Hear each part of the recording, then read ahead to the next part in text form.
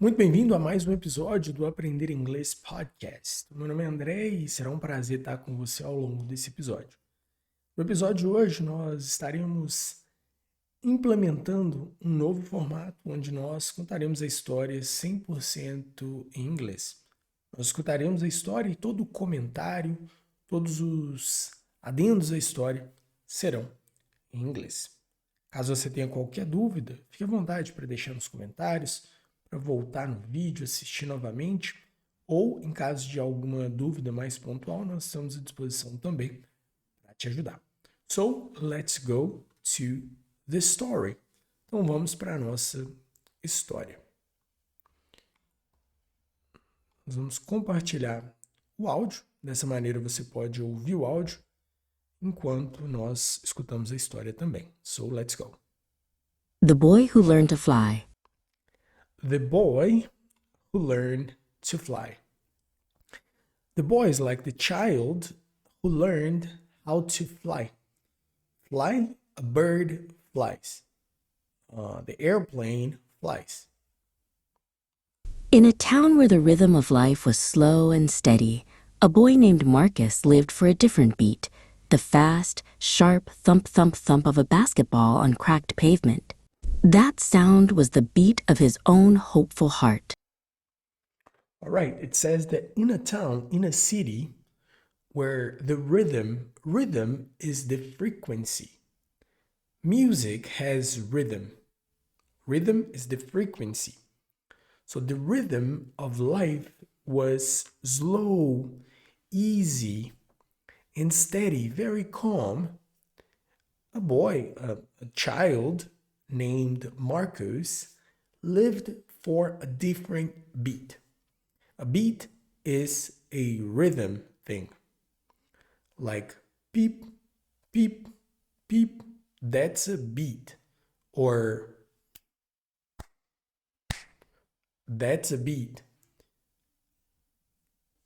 And it says that Marcus lived for a different beat. The fast, sharp, thump, thump, thump of a basketball. So the beat of Marcus was the sound of the basketball touching the floor. Tuk, tuk, tuk, or thump, thump, thump.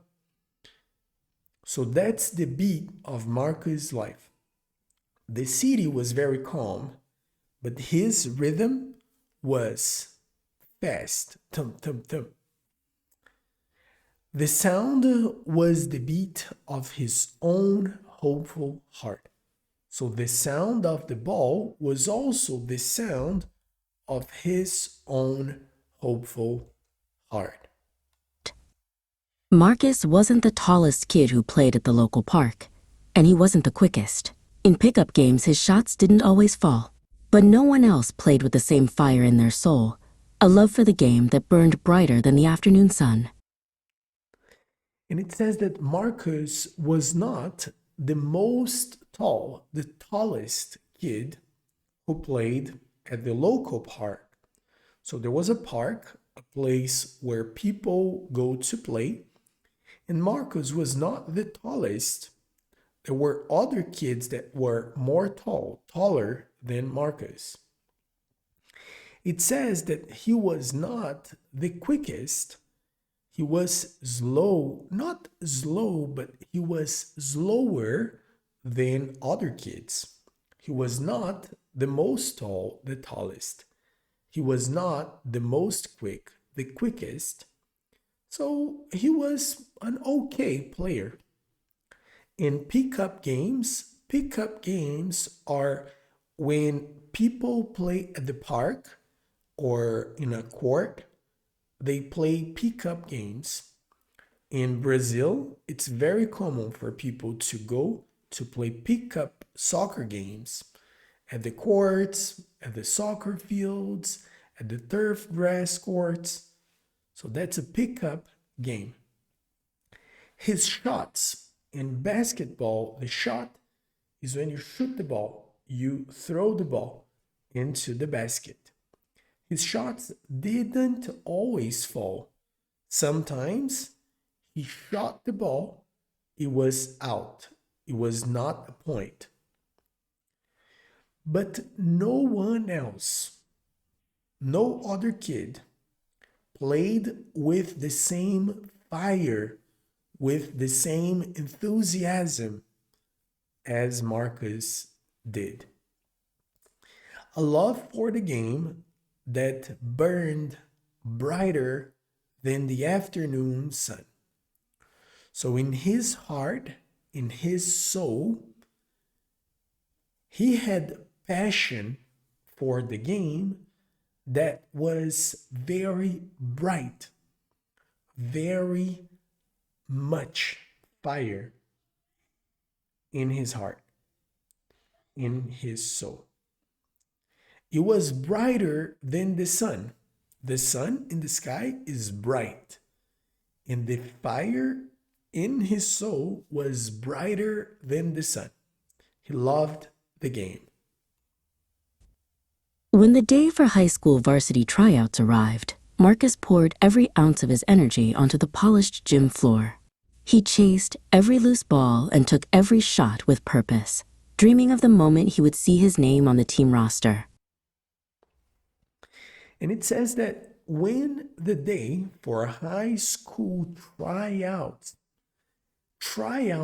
is when the school or the team organizes an event and they choose the best players to represent the school.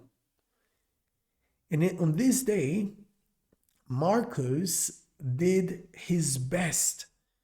He put every little energy he had, all of his energy, on the gym. But it says he went for every ball, he took every shot with purpose. He tried very hard, dreaming of the moment he would see his name on the team roster. He was expecting to see his name on the list, Marcus. That was his expectation, to be chosen, to be selected to play for the team. But the list was posted, and his name wasn't on it. A quiet stillness replaced the familiar thump, thump, thump in his chest. He stood before the gym door, feeling smaller than he ever had before. The rejection felt heavy, like a stone. And it says, but when the list was released, was posted, Marcus' name was not on the list. He was out. He was not selected. A quiet stillness replaced the familiar thump, thump, thump in his chest, in his heart. He was always dreaming about the basketball experience, but not this time. He was sad, he was quiet, he wasn't very happy, or he wasn't excited about the game. He was outside of the gym, feeling smaller, feeling little, more little, smaller than ever before. The rejection felt heavy like a stone. The rejection was very difficult to deal with. That evening, instead of giving up, Marcus made a promise to the boy in the mirror. "They don't see it yet," he whispered, his voice steady. "So I'll have to show them." The fire in his eyes, once a flicker, now began to rage. His promise echoed. All right, and it says that evening, on that day when he arrived home, that evening, he didn't give up. On the contrary, instead of giving up, on the contrary of giving up, he made a promise to the boy in the mirror. The boy in the mirror was himself. He was the boy in the mirror. He said, they don't see it yet. The people don't see it yet. So I'll have to show them. I will dedicate, I will work hard to show them. So the fire in his eyes, that was like a little fire, became very much. He got a lot of motivation or a lot of inspiration with this negative experience.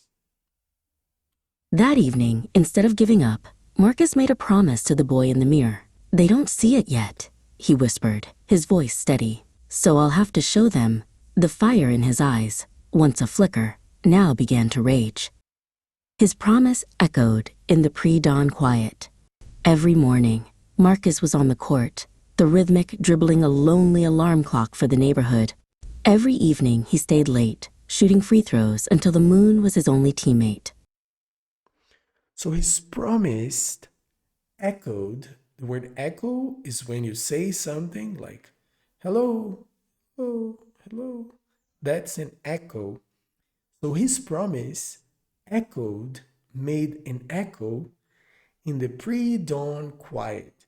So before the day began, very early, at 4 or 5 a.m., Marcus was on the court practicing. He was dribbling and by himself alone. He was the alarm clock for the neighborhood. He was waking people up with the sound of the ball, thump, thump, thump on the floor. So Marcus was practicing very early. And in the evening, at night, after the day was finished, he would stay on the court, shooting free throws. Free throws is when you shoot the ball. It's like a penalty on basketball. So he was shooting the free throws until the moon was his only friend. So he was alone early in the morning and late at night. The seasons changed. His sneakers, once new, were now worn and tattered. His hands, once soft, were now calloused from the constant grip of the ball. He worked not just on his body, but on his mind, studying the game, learning its secrets. The next year, All right. And it says that the seasons changed, so the time changed. His sneakers, his shoes that were new, now were used. He destroyed his shoes practicing. His hands were soft, but now it got like the word calloused. So in Portuguese, it's a similar word. But when you get some marks on your hand gets like harder.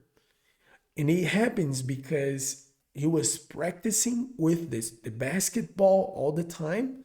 So his hands got all of the marks of the ball. So it got stronger. And he was working not just on his body, on his physical, but on his mind, understanding, studying the game, learning the secrets of the game, learning the secrets of basketball. the next year's tryouts felt different. When Marcus walked into the gym, he carried with him the weight of 1,000 hours of solitary practice. He was no longer just hoping to make the team. He was ready to lead it. So in the next season is like on the next year. Now it's on the next year. So the next year's tryout was different. Marcus felt different. When Marcus walked into the gym, when he arrived for the tryouts, he had with him, he carried the weight, the presence of thousand hours of solitary practice.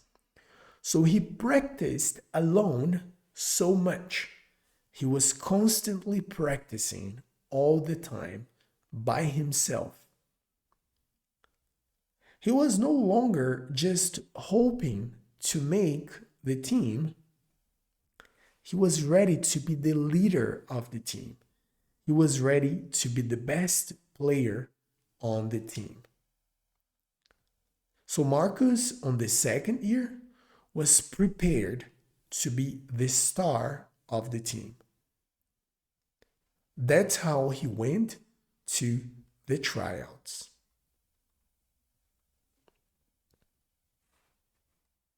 His name was on the list this time, and in the games that followed, he played with a power and grace that left crowds breathless.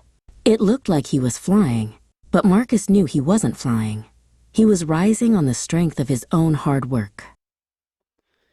And it says that on this year, his name was on the list. So he was part of the team. And in the games that followed, the games after when the season began, he played with power and grace. He played so good that the crowd, the people watching the game, they felt breathless. Like, breathe is like,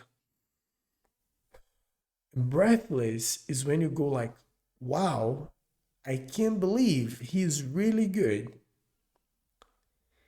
It looked like he was flying. There was a feeling, a sensation, as if Marcus was flying, because he jumped so high that the feeling was as if he was flying. He knew he was not flying. He was rising on the strength of his own hard work. So the jumps and the success that Marcus had was because of his hard work and dedication. He spent many hours practicing by himself, and that's why he got so good.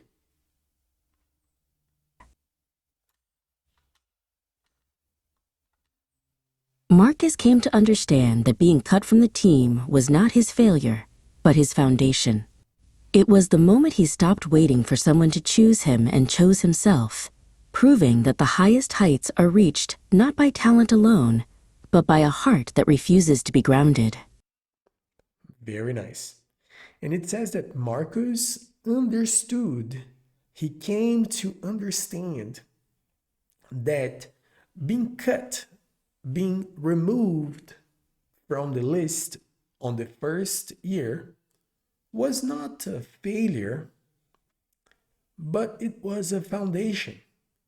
It was an experience that helped him to dedicate more. It says it was the moment he stopped waiting for someone to choose him. So he didn't expect other people to choose him, but he chose himself. He was dedicating, he was working hard, proving, showing that the highest heights, the highest places, the best places are reached. You get to those places not only by talent, not only because you are good, but by a heart that refuses to be grounded, but by a heart that's dedicated and decides to be better. And that's today's story. If you, just like Marcus, want to achieve great results, remember that's the lesson from today's podcast. If you like this episode, share it with a friend, and I'll see you in the next one.